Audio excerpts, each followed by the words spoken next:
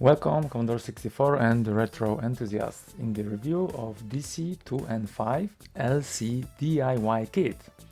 In this video I'm going to assemble this device and what's most important, to tell you what this device does and how to use it. As you probably know, for more than 10 years I'm interested in preserving a variety of Polish Commodore 64 piracy tapes containing 20 to 40 titles per set. These tape sets weren't technically illegal until 1994, as there was simply no copyright law that could regulate it before then. So during that time, many different sets were published. And my goal is to collect and preserve all of them. In October 2020, so exactly 5 years ago, I have purchased one of the DC2N5-LC DIY kits from the creator Luigi Di Fraia. Yes, it's a DIY kit, one you have to assemble yourself. LC in the name stands for low cost, and indeed, this device cost me 28 euros. Well, in 2020. As we speak, this device is no longer available, but Luigi is evaluating the possibility to make another batch of those devices if he is still able to find compatible parts. For example, my version has the older STM32 blue pill, while Luigi has updated those devices later with the black pill.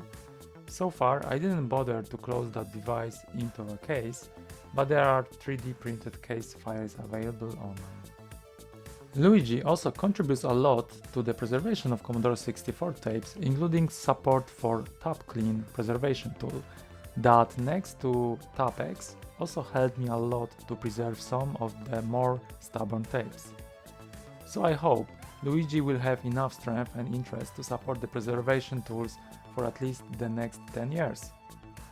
Okay, it's time for some preservation. Let's see this device in action.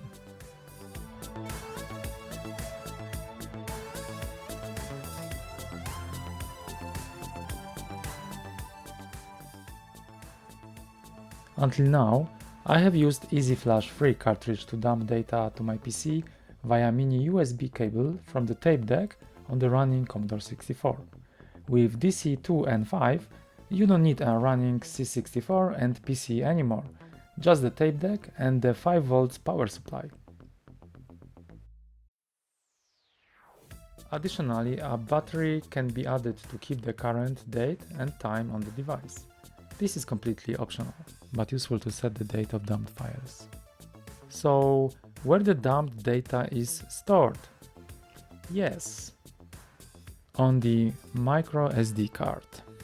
Following the manual, I've added a file with the current date and time to the SD card in order to set the clock.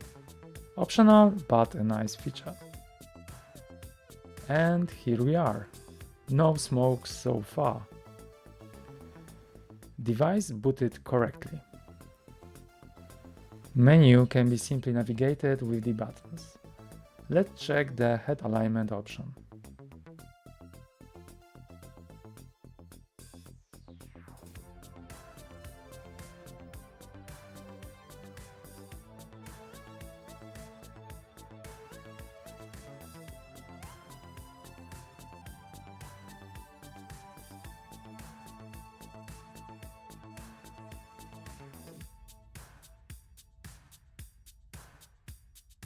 Head alignment seems to be fine, so let's rewind and dump our first tape.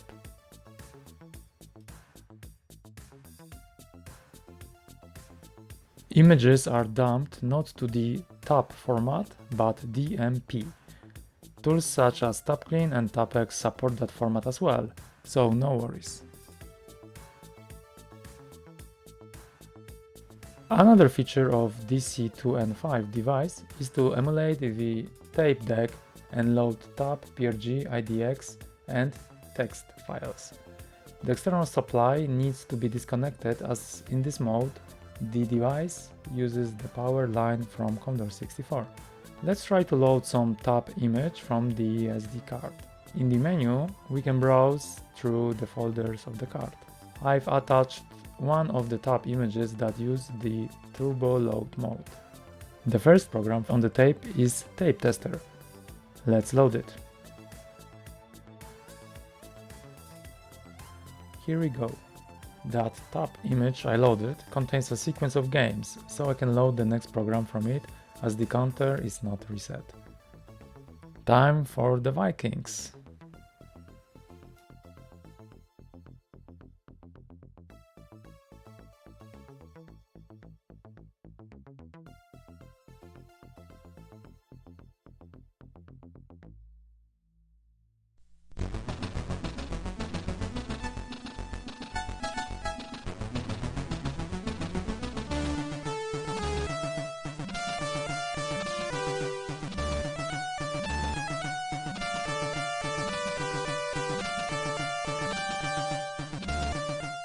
Hey, and to load the games, adjusting the header alignment with a screwdriver won't be needed anymore. What if a top image contains a sequence of 20 programs and, for example, we want to load the second last game? Normally you would need to pass through all the programs in this sequence by skipping almost all of them, but there is another way. From the menu I will select now not the top file but the IDX file that matches the name of the top image I have selected before. This is just a text file where I have listed the titles and the positions of each program on the tape. And this way I can load the program I want.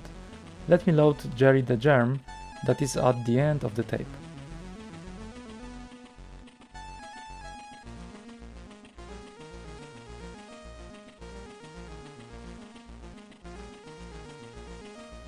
Simple as that. No simulation of tape rewind required.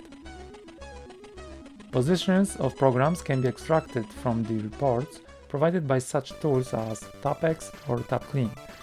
To avoid the manual work, I have created a small Python script that helps me to parse that TapX report output. And that's all I wanted to share with you in this video. I'm looking forward to any updates from Luigi about the future of this device. I highly recommend checking his website as it contains very interesting projects and content. So far, after working on the preservation of more than 50 tapes, I'm really happy to continue using this device instead of transferring data between Commodore 64 and PC with the EasyFlash free cartridge. The great benefit is that because it's a standalone device that doesn't need Commodore 64, there is more power for the dataset motor. Most of the tapes that my dataset tape decks and even my turbo recorder were not able to handle and were stopping in the middle are working well with the DC2N5. I hope this will directly help with my preservation project and allow me to preserve more tapes. If you have any questions, please drop a comment and don't forget to like this video and subscribe. Thank you for watching.